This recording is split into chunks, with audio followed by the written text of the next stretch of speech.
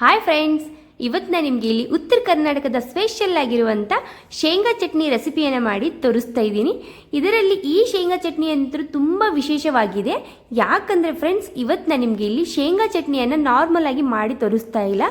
ಬ್ರಾಹ್ಮಿನ್ಸರ ಮನೆಯಲ್ಲಿ ಯಾವ ರೀತಿ ಮಾಡ್ತಾರಲ್ಲ ಅದೇ ರೀತಿ ಇವತ್ತು ನಾನು ನಿಮಗೆ ಮಾಡಿ ತೋರಿಸ್ತಾ ಇದ್ದೀನಿ.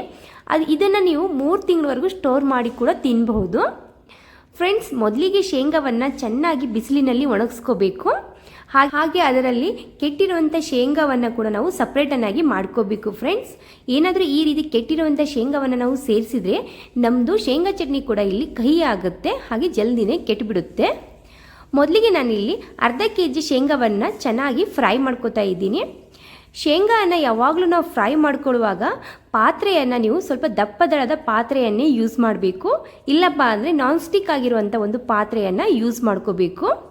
ಅದರಿಂದ ನಮ್ಮದು ಶೇಂಗಾ ತುಂಬ ಚೆನ್ನಾಗಿ ಫ್ರೈ ಆಗುತ್ತೆ, ಹಾಗೆ ತುಂಬಾ ಕ್ರಿಸ್ಪಿಯಾಗಿ ಕೂಡ ಆಗುತ್ತೆ. ಫ್ರೆಂಡ್ಸ್, ನಂತರ ನಾನಿಲ್ಲಿ ನಿಮಗೆ 10 ನಿಮಿಷ ಶೇಂಗಾವನ್ನು ಹುರಿದ್ಬಿಟ್ಟು ತೋರಿಸ್ತಾ ಇದ್ದೀನಿ. ಗ್ಯಾಸನ್ನು ಲೋ ಫ್ಲೇಮಲ್ಲಿ ಇಟ್ಕೊಂಡ್ಬಿಟ್ಟು ಶೇಂಗಾವನ್ನು ಹುರ್ಕೋಬೇಕು. ಫ್ರೆಂಡ್ಸ್, ಈಗ 2 ಶೇಂಗಾವನ್ನು ತೊಗೊಂಡ್ಬಿಟ್ಟು ಈ ರೀತಿ ಮ್ಯಾಶ್ ಮಾಡಿದರೆ ಶೇಂಗಾ ಒಡಿಬೇಕು. ಆವಾಗಲೇ ನಮ್ಮದು ಶೇಂಗಾ ಇಲ್ಲಿ ಪರ್ಫೆಕ್ಟಾಗಿ ಹುರಿದಿದೆ ಅಂತ ಗೊತ್ತಾಗುತ್ತೆ. ಈಗ ನಾನು ಇದನ್ನು ಒಂದು ಪ್ಲೇಟ್ಗೆ ಸರ್ವನ್ನ ಮಾಡಿಕೊಂಡು ಅದೇ ಬಾಣಲಿಗೆ 1 ಚಮಚದಷ್ಟು ಎಣ್ಣೆಯನ್ನು ಸೇರಿಸ್ತಾ ಇದ್ದೀನಿ.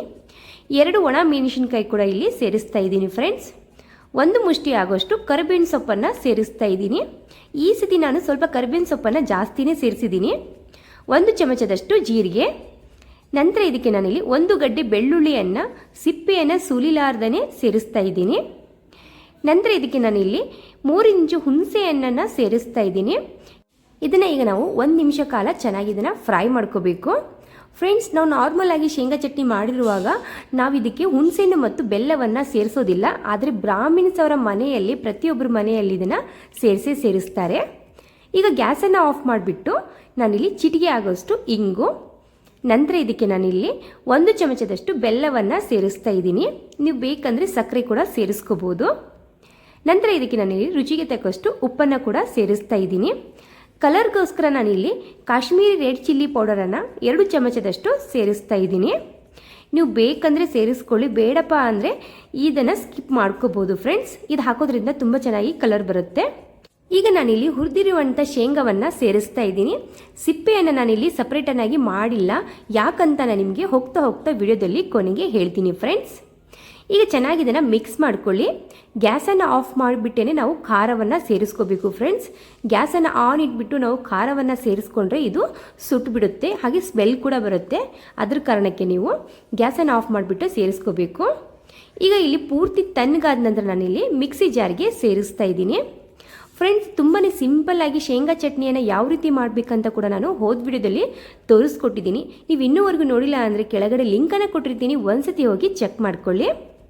ಈ ಶೇಂಗಾ ಚಟ್ನಿ ಅಂದರೆ ತುಂಬ ಟೇಸ್ಟಿಯಾಗಿರುತ್ತೆ. ಇದನ್ನು ಕೂಡ ಒಂದ್ಸತಿ ಮನೆಯಲ್ಲಿ ಟ್ರೈ ಮಾಡಿ, ಹಾಗೆ ನೀವೇ ಕಮೆಂಟನ್ನು ಹಾಕ್ತೀರಾ ನೆಕ್ಸ್ಟ್ ಟೈಮ್ ನನಗೆ. ಇದನ್ನು ಯಾವ ರೀತಿ ರುಬ್ಕೋಬೇಕಂತ ಈಗ ತೋರಿಸ್ಕೊಡ್ತೀನಿ.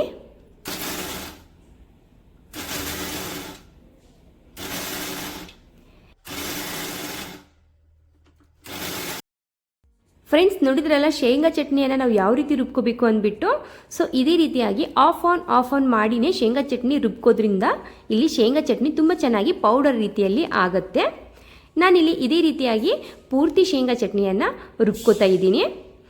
ಫ್ರೆಂಡ್ಸ್, ನಿಮಗೆ ಈ ವಿಡಿಯೋ ಸ್ವಲ್ಪ ಏನಾದರೂ ಯೂಸ್ಫುಲ್ ಅನಿಸಿದ್ರೆ, ಇಷ್ಟ ಆದರೆ ಪ್ಲೀಸ್ ನಮ್ಮ ಚಾನಲ್ಗೆ ಲೈಕ್ ಮಾಡಿ, ಹಾಗೆ ನಮ್ಮ ಚಾನಲನ್ನು ಸಬ್ಸ್ಕ್ರೈಬ್ ಮಾಡ್ಕೊಳ್ಳೋದನ್ನು ಮರಿಬೇಡಿ. ಫ್ರೆಂಡ್ಸ್, ಈಗ ನಾನಿಲ್ಲಿ ಎಲ್ಲವನ್ನು ರುಬ್ಕೊಂಡ್ಬಿಟ್ಟು ಅದೇ ಬಾಣಲಿಗೆ ಸೇರಿಸ್ತಾ ಇದ್ದೀನಿ. ನೋಡ್ತಾ ಇರ್ಬೋದು ಎಷ್ಟು ಚೆನ್ನಾಗಿ ನಮ್ದು ಇಲ್ಲಿ ಪೌಡರ್ ರೀತಿಯಲ್ಲಿ ಆಗಿದೆ ಅಂದ್ಬಿಟ್ಟು. ಹಾಗೆ ನಾವು ಇದನ್ನು ಮುಷ್ಟಿಯಲ್ಲಿ ತೊಗೊಂಡ್ಬಿಟ್ಟು ಮುಟ್ಟಿಗೆ ಮಾಡಿದರೆ ಉಂಡೆ ಕೂಡ ಆಗುತ್ತೆ. ಇಷ್ಟು ಎಣ್ಣೆ ಆಗಿದ್ದು ಶೇಂಗಾ ಚಟ್ನಿ ಕೂಡ ಇಲ್ಲಿ ರೆಡಿಯಾಗಿದೆ. ಫ್ರೆಂಡ್ಸ್, ನಾನು ಹೋದ ವಿಡಿಯೋದಲ್ಲಿ ಕೂಡ ತೋರಿಸ್ಕೊಟ್ಟಿದ್ದೀನಿ ತುಂಬಾ ಸಿಂಪಲ್ಲಾಗಿ 1 kg ಶೇಂಗಾ ಚಟ್ನಿಯನ್ನು ಯಾವ ರೀತಿ ಮಾಡಿಕೊಡ್ಬೇಕು ಅಂತ. ಸೊ ಇವತ್ತು ನಾನು ನಿಮಗೆ ಇಲ್ಲಿ ಮಾಡಿ ತೋರಿಸಿರೋವಂಥದ್ದು ಶೇಂಗಾ ಚಟ್ನಿ ಅರ್ಧ kgದು ತುಂಬಾ ಪರ್ಫೆಕ್ಟಾಗಿ ಅಳತೆಯಲ್ಲಿ ಮಾಡಿ ತೋರಿಸಿದ್ದೀನಿ.